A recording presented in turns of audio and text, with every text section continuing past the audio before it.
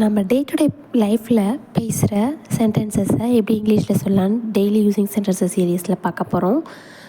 உங்களை திரும்ப பார்த்ததில் ரொம்ப சந்தோஷம் அப்படிங்கிறத nice to see you again, nice to see you again சொல்லுவாங்க. அப்படி இல்லைனா happy to see you again, திரும்ப பார்த்ததில் ரொம்ப ஹாப்பி அப்படின்னு சொல்கிறத happy to see you again அப்படின்னு சொல்லுவாங்க.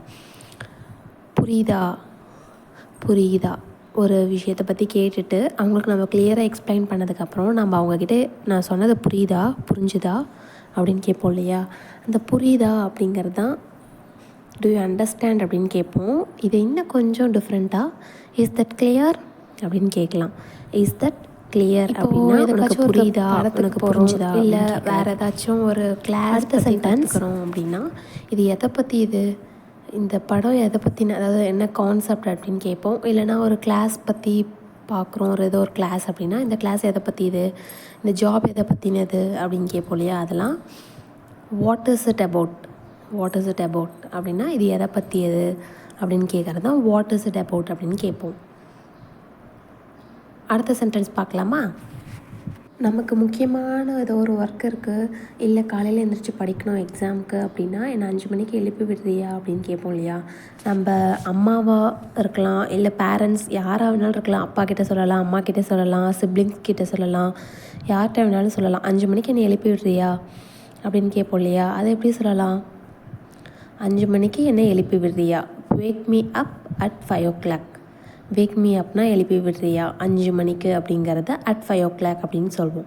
Wake me at 5 o'clock. ஓகேங்களா.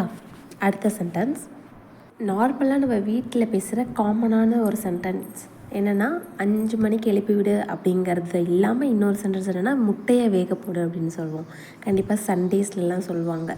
நம்ம அம்மாவாக இருக்கட்டும், யாராக வேணாலும் இருக்கட்டும், அவங்க முட்டை வேக போடு, இல்லை பேபிக்கு ஒரு முட்டை வேக போடு அப்படின்னு சொல்லுவாங்க இல்லையா. அந்த முட்டையை வேக போடு அப்படிங்கிறது தான் பாயில் தி எக்.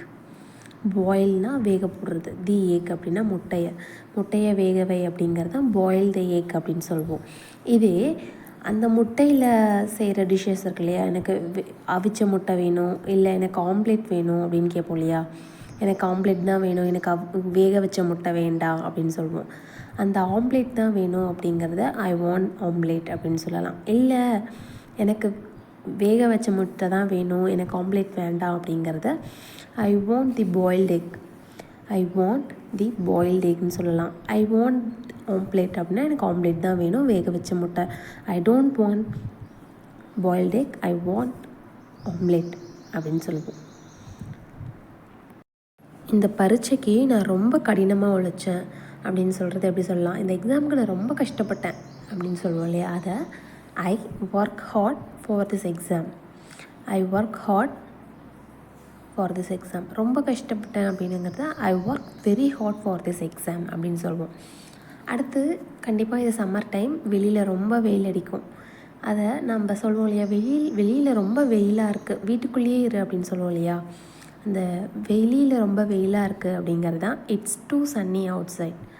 டூ சன்னி அப்படின்னா ரொம்ப வெயிலாக இருக்குது வெளியில் அப்படின்னு சொல்கிறது தான் it's too sunny outside அப்படின்னு சொல்லுவோம்.